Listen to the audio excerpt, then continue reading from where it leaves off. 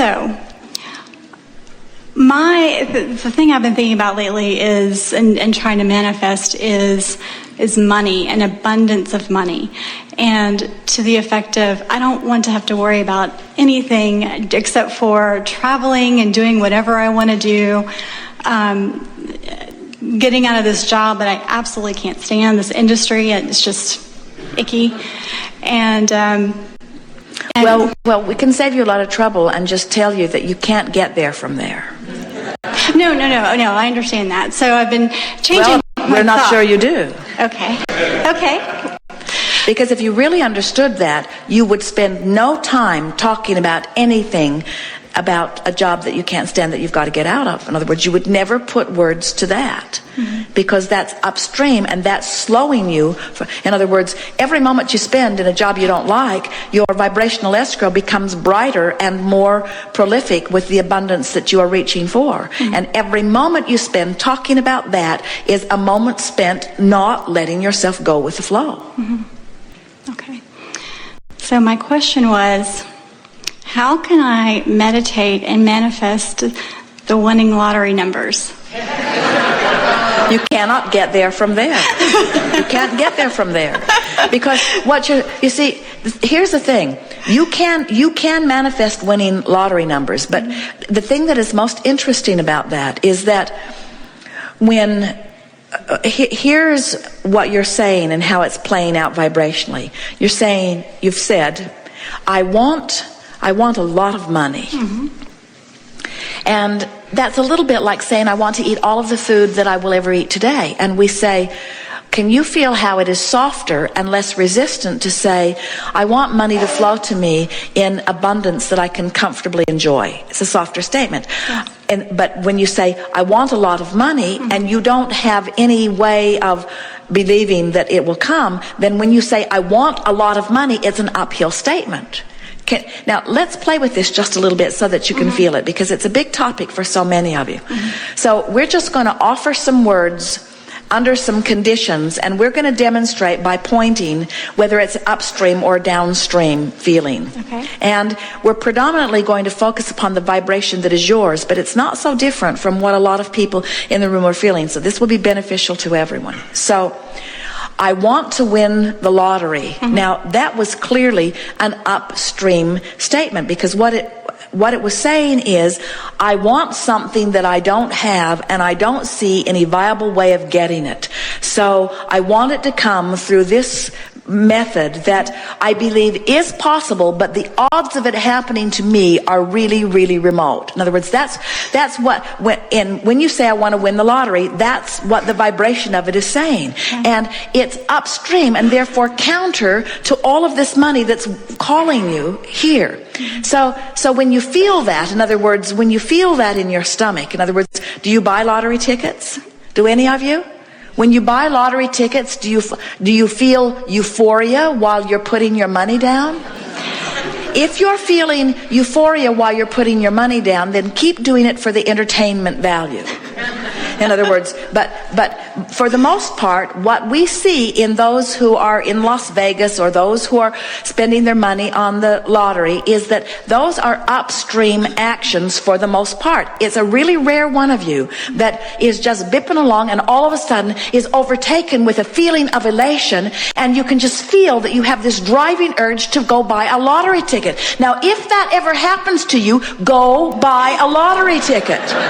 But if it is not that feeling that you are feeling, in other words, and so then people say, well, Abraham, I'm not really sure what I'm feeling. And we say, that's exactly the point that we've been trying to make all day here today. You've got this mix of energies going on that you have become accustomed to, and most of you are not really that keenly aware if your feeling's downstream or upstream, because you're up and down and up and down and up and down, and you don't focus upon anything long enough to really feel the feeling of it.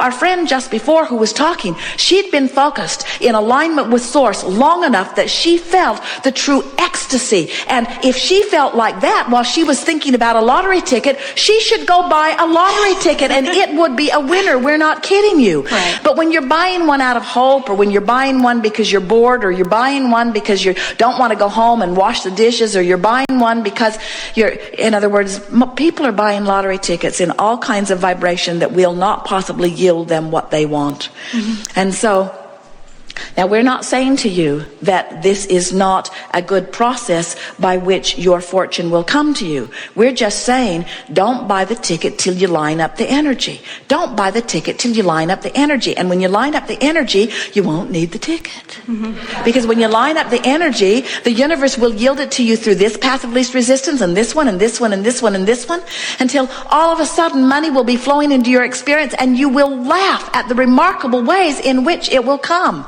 Ways that you didn't count on, ways that you didn't plan for, ways that you didn't queue up for in terms of action, just because you flowed the energy and you stopped doing that thing you do that kept you out of the stream of it, you see.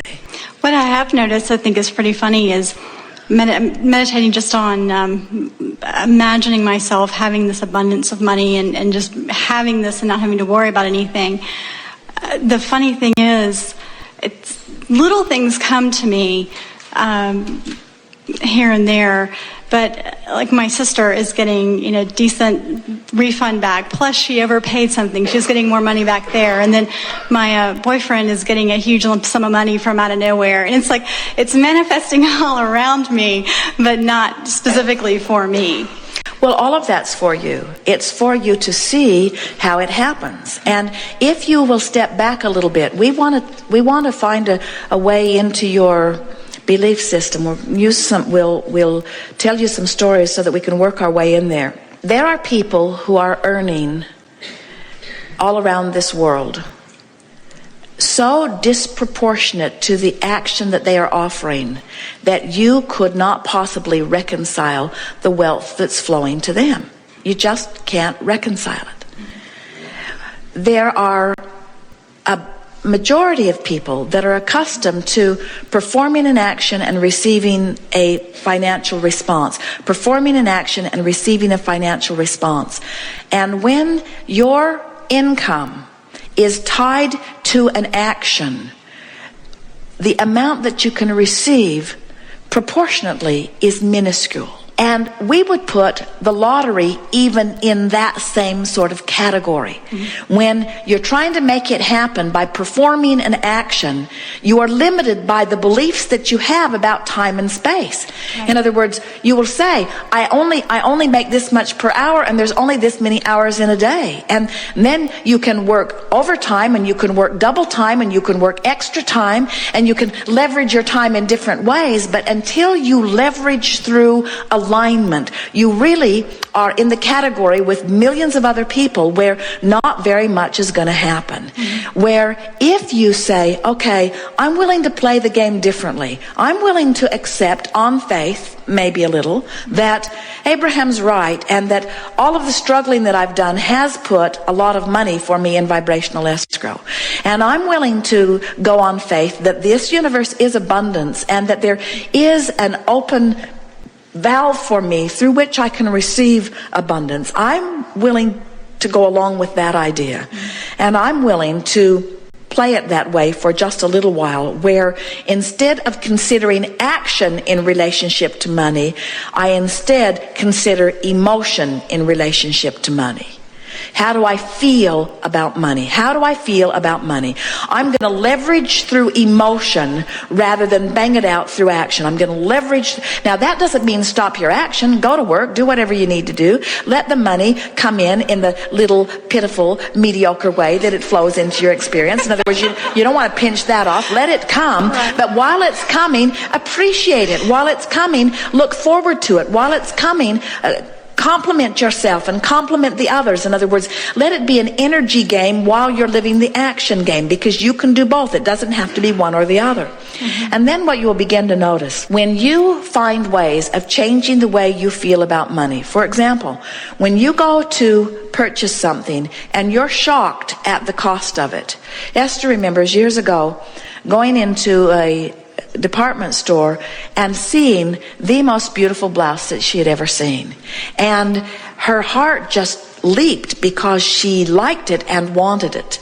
And when she turned the tag over and saw how much it cost, she felt such disappointment that she was mad at the department store. She was angry at the industry. She was angry at the manufacturer. And if we had been visiting with her in those days, we would have said to her, Esther, this is a turning point moment for you. This is a moment where you had a knee-jerk reaction that turned you right upstream. And a lot of people turn right upstream over something just like this. But you can't let yourself have a knee-jerk reaction and be turned upstream and ever be in a position where things will be better for you. You've got to soften this feeling. And if we'd been talking to her then, we would have said to her, don't buy the blouse today, but plan to get it later. And appreciate the beauty of it and hold it in your mind's eye. And Esther, in that angry moment, would have said, buzz off whoever is talking in my head. In other words, she would not have had any of that because she wanted it and she wanted it now and she couldn't afford it and she wanted it now and she wanted it now and she couldn't afford it and she wanted it now and she wanted it now. But what we are saying, her now cannot improve as long as she keeps having those kinds of knee-jerk reactions. When you're jealous of people who have money, you've got a habitual pattern upstream. When you're disappointed that you don't have money, you've got a habitual pattern upstream. When you're appreciative of the money you have, even if it isn't very much, you're flowing downstream. When you're appreciative of the money you have, when the money that you have feels good to you, and you say to yourself things like, it's good that I have this money, and I'm proud of myself for having brought this money into my experience, and I'm a good budgeter of money, and I like how far I've made my money go, and I like the feeling of money, and I like putting the money here for this and putting the money here for this and putting the money here for this. I like this feeling of managing money, and I'm good at managing money, and I like this money, and I'm looking forward to more money that is coming. And as more money comes, I'm going to do this with it and this with it, and the money that comes is going to be fun in this way and this way and this way. Now, no matter what your state of money, there are people who have a lot more money than you do who are worried about it and have pinched themselves off. There are people who have a lot less money than you do who are thrilled with it, who have opened an avenue where there's abundance of money right on their doorstep. In other words, you just got to find a way to feel good about whatever the subject is, in this case, money. And when you feel good about where you stand. So we talked earlier about what we want you to leave here feeling above all other things, and that is, I have the power to turn in the stream. And I don't need to put a motor on my boat and get all the way to the winning lottery ticket. I just need to turn in the stream as often as I can be aware. I just need to turn in the stream. And now we want to leave you with something that is equally important, which is, I am where I am, and that's okay. I'm putting my boat in the stream where it is. And everybody's up and down the stream, putting their boat in the stream at different places. It doesn't matter, because you're not in competition with anyone for any resources. The only thing that if there is any competition at all, and there isn't, is the closing of the gap between the money you want and the money that you feel right now. So when you change the way you feel about money, even though there isn't any money that gives you the reason to feel the change, in other words, you got to find the feeling before you get the money, and when you find the feeling, you've turned in the stream, and when you've turned in the stream, you'll find the money. It's just that simple. People say, give me the money, then I'll feel better. And we say, feel better, and then you'll get the money. They say, well, give me the money, and then I'll feel better. And we say, feel better, and then you'll find the money. Feel better. And they say, well, I don't have a reason to feel better. And we say, wanting to feel better is a reason to feel better. Wanting to feel better is a reason to feel better. You've got to train your mind to focus in a way that feels better, and only you can do it. Everybody, or most everybody, is saying, well, this is how I feel, and this is what is. And you, and when they mean you, they're talking to their mate, they're talking to their kids, they're talking to their employer, they're talking to their employees, they're talking to other people in traffic, and they're talking to the government, usually. That's who. And you need to do something different so that I can feel different. Employer, you need to give me more money, and you need to give me fewer hours. You need to give me more for less. That's what you need to do, and then I'll feel better. And kids, you need to get your own job.